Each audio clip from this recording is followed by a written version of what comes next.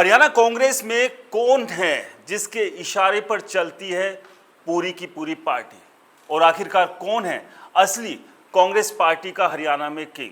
तो एक बार फिर से भूपेंद्र सिंह हुड्डा ने यह साबित कर दिया है कि पार्टी के किंग तो वही है। जब जब जिसने भी भूपेंद्र सिंह हुड्डा के खिलाफ बगावत की है उसका क्या हश्र हुआ है, ये इतिहास गवाह है। और एक लंबी कड़ी है इसकी, उस लंबी कड़ी पर बाद में आएंगे। लेकिन जो अब कड़ी जो सामने दिखाई दी, किरण चौधरी और श्रुति चौधरी ने जिस तरह से लगातार भूपेंद्र सिंह हुड्डा के खिलाफ बयानबाजी की, बगावती सुर दिखाए, उस सब के चलते जो SRK बना था जिसमें कुमारी शैलजा, रणदीप सुरजेवाला और किरण चौधरी थी, अब SRK ग्रुप को ही तोड़ दिया है। यानी कि SRK ग्रुप जो हुड्डा गुट के सामने लगातार अपने बयानबाजी करता था, इस तरह के बयान देता था जिससे कि भूपेंद्र सिंह हुड्डा हमेशा निशाने पर होते थे, अब वो SRK गुट ही टूट गया है। अब सवाल ये है कि SRK गुट का भविष्य क्या होगा, क्योंकि अब SRK का के जो है वो निकलकर भाजपा में चला गया है। यानी किरण चौधरी ने कांग्रेस को छोड़कर भाजपा ज्वाइन कर लिया और अब SRK में सिर्फ S और R रह गए। रणदीप सुरजेवाला की बात करें तो हरियाणा की राजनीति में बहुत ज़्यादा हस्तक्षेप उनका पिछले काफ़ी समय से दिखाई नहीं दे रहा है। तो ऐसे में क्या कुमारी शैलजा जो है अब अकेली रह गई है? बिल्कुल। और अगर अब कुमारी शैलजा अकेली रह गई है तो ऐसे में भूपेंद्र सिंह हुड्डा से किस तरह से वो दो हाथ कर पाएंगे, क्योंकि अब ये लड़ाई उन्हें SRK का साथ छोड़कर अकेले ही लड़नी पड़ेगी। लेकिन भूपेंद्र सिंह हुड्डा ने यहां साबित कर दिया कि उनके खिलाफ कोई भी बगावत नहीं चलेगी, फिर चाहे वो अशोक तंवर रहे हों, कुलदीप बिश्नोई रहे हों, इसके अलावा वीरेंद्र सिंह की बात करें, तमाम बहुत सारे ऐसे नेता रहे हैं जिन्होंने बीच बीच में भूपेंद्र सिंह हुड्डा के खिलाफ बयानबाजी की, बगावत की, और उसका हश्र क्या रहा वो एक बार फिर से किरण चौधरी के तौर पर देखने को मिल रहा है।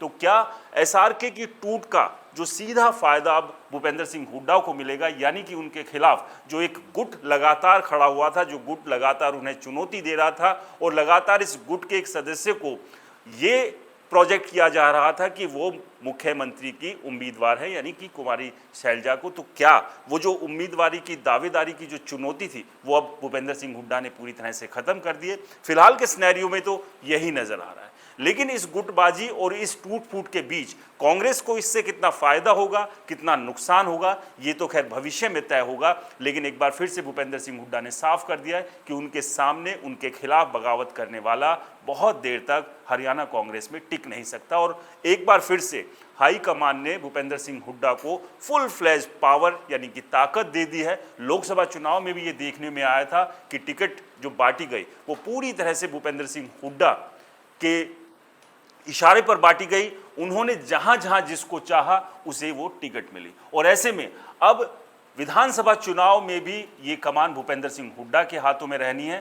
तो अब टिकटों से लेकर किस नेता का क्या कद और क्या वजन रहेगा, ये भविष्य भी अब भूपेंद्र सिंह हुड्डा हरियाणा कांग्रेस में तय करेंगे। और इसी बात के डर से किरण चौधरी और श्रुति चौधरी ने कांग्रेस का साथ छोड़कर बीजेपी का साथ थामने का निर्णय लिया था।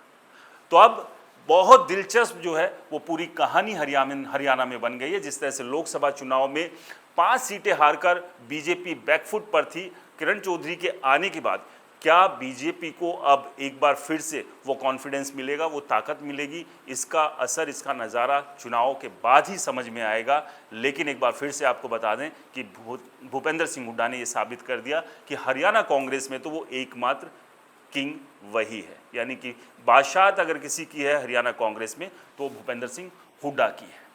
इसको लेकर आपकी क्या राय है हमें कमेंट्स कर जरूर बताएं। चैनल को सब्सक्राइब नहीं किया तो चैनल को सब्सक्राइब करना ना भूलें। फिलहाल के लिए मेरी आपसे राम राम।